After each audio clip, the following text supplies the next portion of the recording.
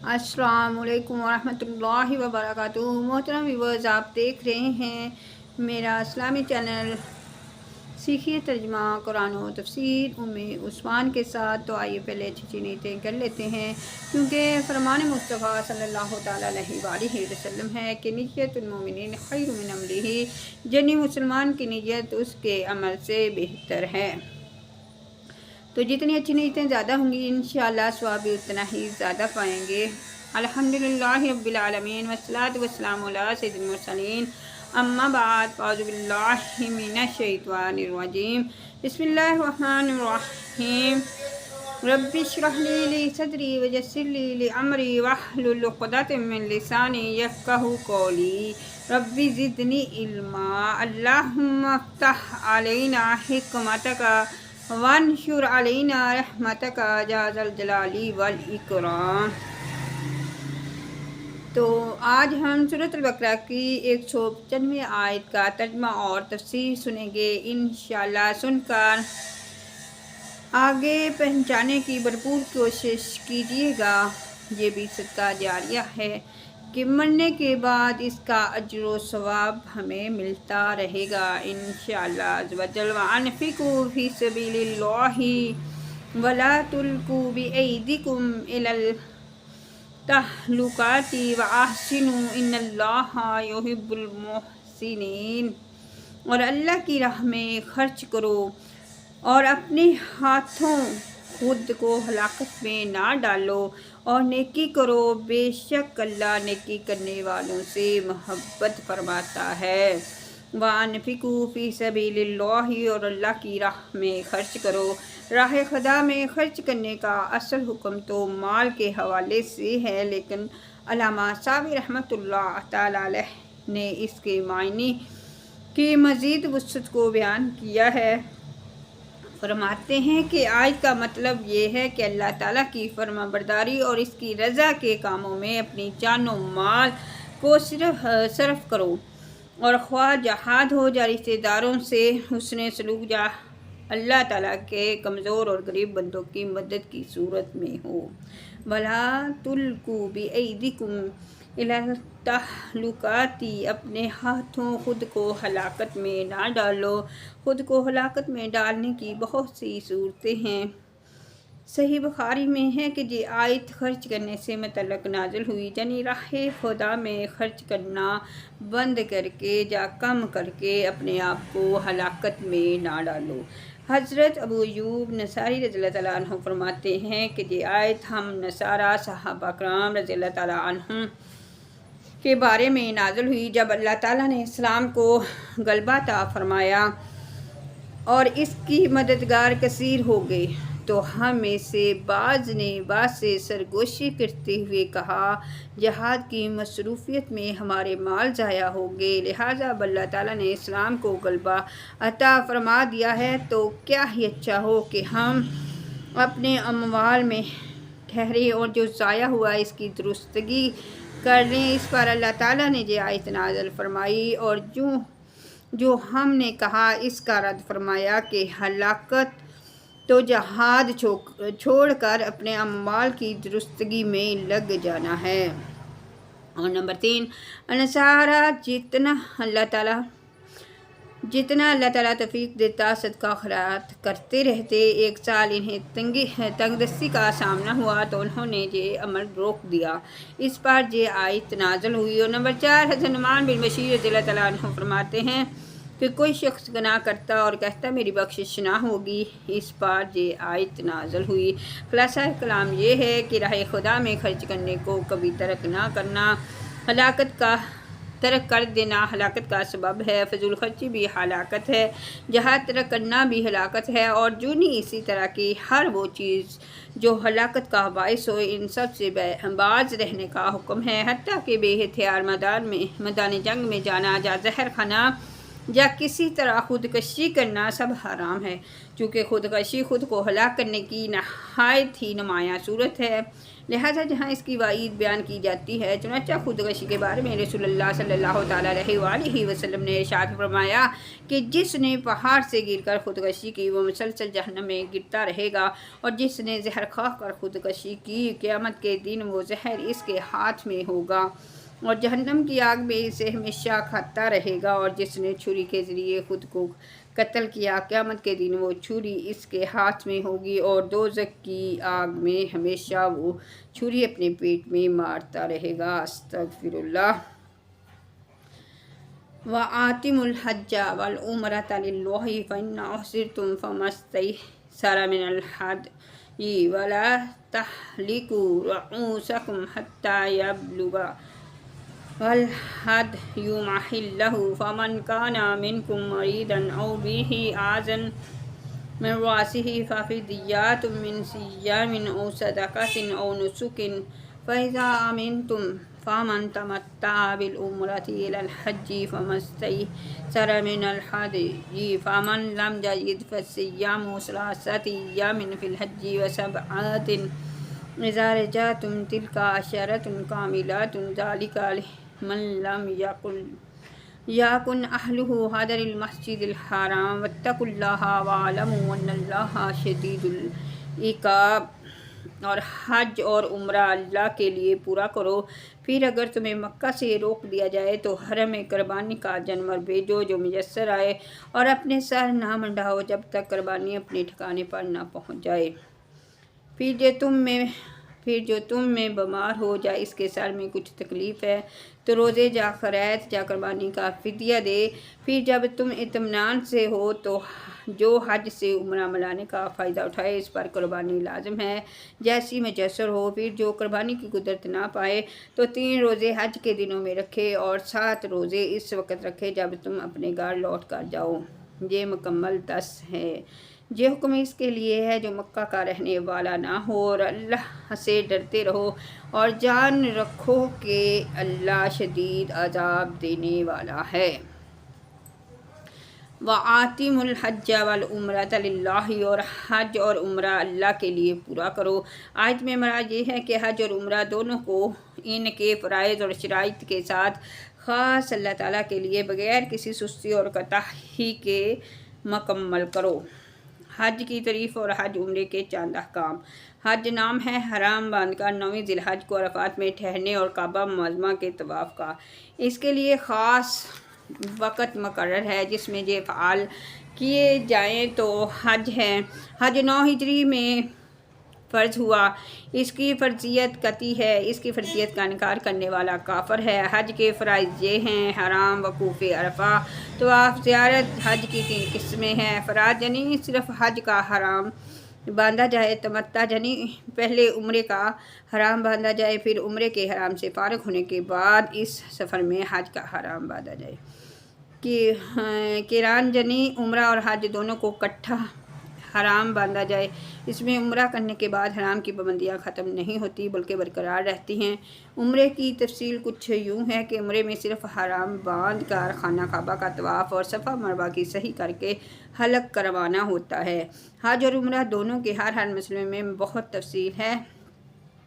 اس کے لیے بہار شریعت کے حصہ 6 کا مطالعہ فرمائیے۔ فَإِنَّ أُحْصِرْتُمْ تو اگر تمہیں روک دیا جائے، جہاں سے حج کے ایک اہم مسئلے کا بیان ہے جسے اثار کہتے ہیں۔ آیت کا خلاصہ کلام یہ ہے کہ اگر حج یا عمرے کا احرام باندھ لینے کے بعد حج اور عمرے کی ادائیگی میں تمہیں کوئی رکاوٹ پیش آ جائے، جیسے دشمن کا خوف ہو یا مرض وغیرہ کا، تو ایسی حالت میں تم حرام سے باہر آ جاؤ، اور اس صورت میں حدود حرم میں قربانی کا جانور اونٹ یا گائے یا بکری کا ذبح کروانا تم پر واجب ہے، اور جب تک قربانی کا جانور ذبح نہ ہو جائے تب تک تم سر نہ منڈاؤ۔ فَمَنْ كَانَ مِنْكُمْ مَرِيضًا پھر جو تم میں بیمار ہو۔ اس سار کے بعد ایک اور مسئلے کا بیان ہے، وہ یہ ہے کہ حالت حرام میں بال بنوانے کی اجازت نہیں ہوتی۔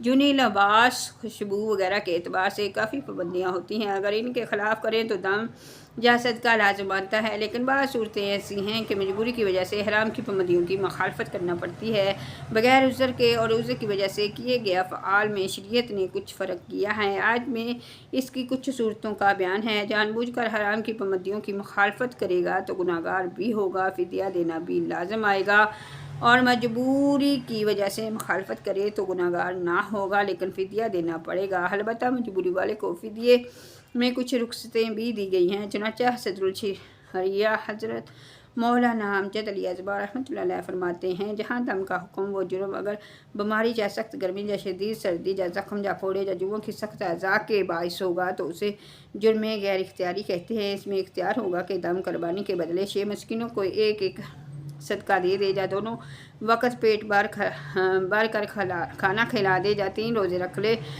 اور اگر اس جرم میں صدقے کا حکم ہے اور بامجبوری کیا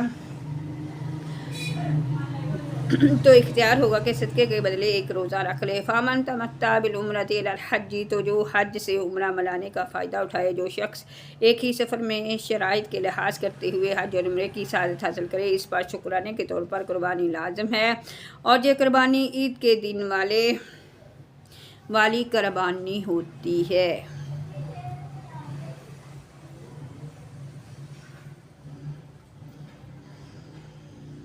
بلکہ جداگانہ قربانی نہیں ہوتی، بلکہ جداگانہ ہوتی ہے۔ اگر قربانی کی قدرت نہ ہو تو اسے حکم ہے کہ 10 روزے رکھے۔ ان میں سے 3 روزے حج کے دنوں میں، یعنی 1 شوال سے 9 ذی الحج تک، حرام باندھنے کے بعد کسی بھی 3 دن میں رکھ لے، اکٹھے رکھے یا جدا جدا، دونوں کا اختیار ہے، اور 7 روزے 13 ذی الحج کے بعد رکھے۔ مکہ مکرمہ میں بھی رکھ سکتے ہیں، لیکن افضل یہ ہے کہ گھر واپس لوٹ کر رکھے۔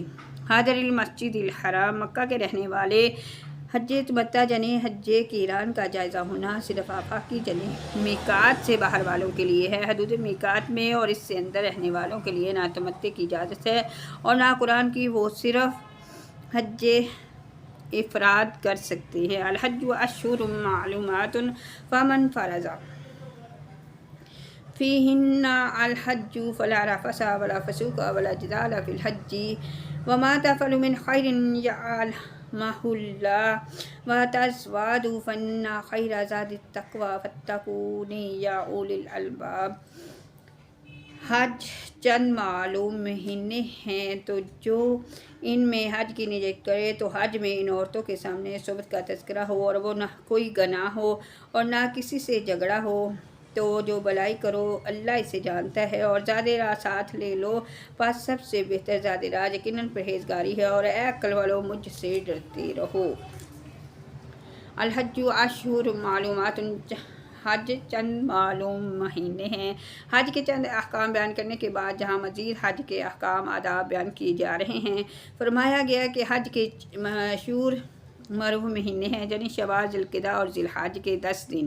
حج کے ارکان صرف 7ویں ذی الحج سے 12ویں تک ادا ہوتے ہیں، مگر شوال، ذی القعدہ کو بھی حج کے مہینے اس لیے کہا گیا ہے کہ ان میں حرام باندھنا بلا کراہت جائز ہے، ان سے پہلے حج کا حرام باندھنا مکروہ ہے۔ فمن فرض فیہن الحج، تو جوان میں حج کو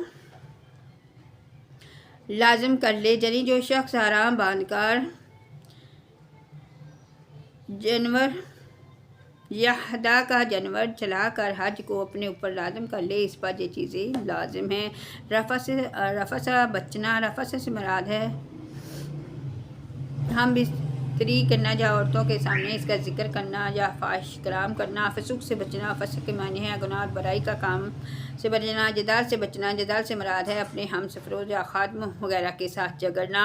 یاد رہے کہ گناہ کے کام، لڑائی جھگڑا تو ہر جگہ ہی ممنوع ہے، لیکن چونکہ حج ایک عظیم اور مقدس عبادت ہے، اس کے لیے اس عبادت کے دوران ان سے بچنے کی بطور خاص تاکید کی گئی ہے۔ وما تفعلوا من خیر، اور تم جو بھلائی کرو، برائیوں کی ممانعت کے بعد نیکیوں کی ترغیب دی گئی ہے کہ بجائے فسق کے تقوی اور بجائے لڑائی جھگڑے کے حال کے حمیدہ اختیار کرو۔ وتزودوا، اور زاد راہ لو، یعنی جمنی لوگ حج کے لیے بغیر سامان سفر کے روانہ ہوتے تھے اور اپنے آپ کو متوکل یعنی توکل کرنے والا کہتے تھے، اور مکہ مکرمہ پہنچ کر لوگوں سے مانگنا شروع کر دیتے، اور کبھی غضب اور خیانت کے مرتکب بھی ہوتے۔ ان کے بارے میں یہ آیت نازل ہوئی، اور حکم ہوا کہ سفر کا سامان لے کر چلو، دوسروں پر بوجھ نہ ڈالو اور سوال نہ کرو، یہ تمام چیزیں توکل اور تقوی کے خلاف ہیں، اور تقوی بہترین ذات راہ ہے۔ نیز یہ بھی سمجھا دیا گیا کہ جس طرح دنیاوی سفر کے لیے سوانح سفر ضروری ہے، ایسے ہی سفر آخرت کے لیے پرہیزگاری کا سامان لازم ہے۔